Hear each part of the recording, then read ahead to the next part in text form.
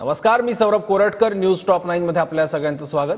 बीडच्या मस्साजूक गावातील ग्रामस्थ सामूहिक जलसमाधी आंदोलन करतायत. संतोष देशमुखांच्या मारेकऱ्यांना अटक करण्याच्या मागणीसाठी ग्रामस्थ आक्रमक झाले आहेत.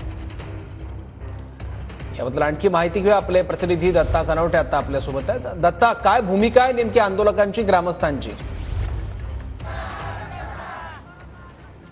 नक्कीच सौरभ, संतोष देशमुख हत्या प्रकरणातील जे 3 फरार आरोपी आहेत त्यांना अटक करण्यात यावी आणि या सगळ्या आरोपींना फाशीची शिक्षा देण्यात यावी या मागणीसाठी हे सगळे जे ग्रामस्थ आहेत ते पाण्यात उतरले असल्याचं या ठिकाणी आपल्याला पाहायला मिळतंय. आपण बघू शकता की हे सगळे ग्रामस्थ आहेत जे पाण्यात उतरून जलसमाधी आंदोलन करतायत आणि जलसमाधी आंदोलन करत करत या ठिकाणी त्यांची घोषणाबाजी सुद्धा सुरू आहे. या सगळ्या नागरिकांनी संतोष देशमुख यांचे फोटो हातात घेऊन हे तळ्यामध्ये उतरलेले आहेत आणि तळ्यामध्ये उतरून या ठिकाणी त्यांचं हे जोरदार तीव्र आंदोलन जे आहे ते सुरू असल्याचं आपल्याला पाहायला मिळतं आहे. या सगळ्या महिला सुद्धा हे आंदोलन करताना पाण्यामध्ये उतरले असल्याचं आपल्याला पाहायला मिळतंय. काही महिलांशी आपण या ठिकाणी बोलणार आहोत. ताई, काय सांगाल तुम्ही, काय भूमिका आहे? आता इथं आम्ही जलसमाधी घेणार आहेत, तर आता इथं पोलीस महिला सुद्धा नाही, तिथे फक्त पोलीस आहेत. ज्यावेळेस बीडला जर आमचं निवेदन द्यायला जेव्हा महिला गेलत्या तेव्हा पोलिसांनी धक्काबुक्की केली. ती वेळ येऊ नये आमची इच्छा आहे. आणि जोपर्यंत आमच्या अन्नाला न्याय भेटत नाही, जे राहिलेले आरोपी भेटत नाहीत, तोपर्यंत आम्ही जलसमाधी घेणार आहे तिथं. नक्कीच या ठिकाणी जलसमाधी आंदोलन करणार असं या ठिकाणी सगळ्या महिला भावना व्यक्त करतायत.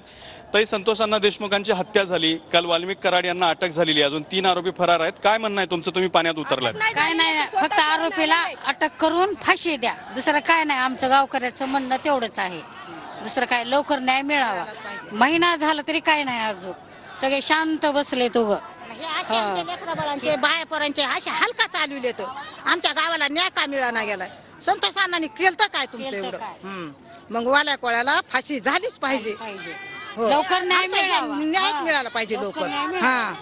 आरोपींना फाशी झाली पाहिजे अशी भूमिका या सगळ्या महिला व्यक्त करतायत. पुन्हा एकदा आपण बघू शकताय की संतोष देशमुख यांचा फोटो हातामध्ये घेऊन या ठिकाणी या महिला सुद्धा आलेल्या आहेत आणि त्यांच्याकडून सुद्धा या ठिकाणी हे निषेध आंदोलन सुरू आहे. पाण्यात उतरून आंदोलन सुरू आहे. गावकरी आक्रमक आहेत.